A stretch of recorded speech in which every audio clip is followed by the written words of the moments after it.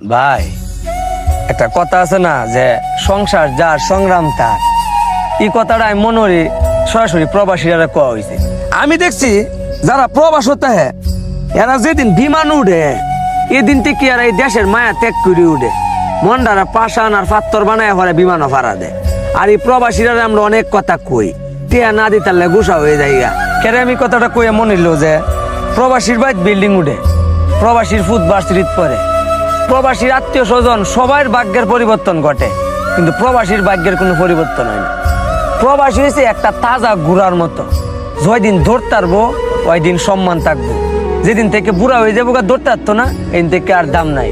অনেক প্রবাসী বিদেশ থেকে যখন আইছে দেশ কোনো মূল্য নাই, আইসে জিঙ্গাইছে আগে মানে বস্তাটা চেক করছে কাল লাগে কি আনছে, কিন্তু চেহারা যে ফুইরা কালা হয়েছে গা, হ্যাঁ এটা দেখছে না। যারা প্রবাসে আছে তাদেরকে সেলুট জানাই, আল্লাহ তাআলা নেক হায়াত দান করুক এবং এরা যেন সহি সালামতে বাংলাদেশে নিজের মাতৃভূমিতে যেন আসতে পারে, আল্লাহর কাছে দোয়া করি।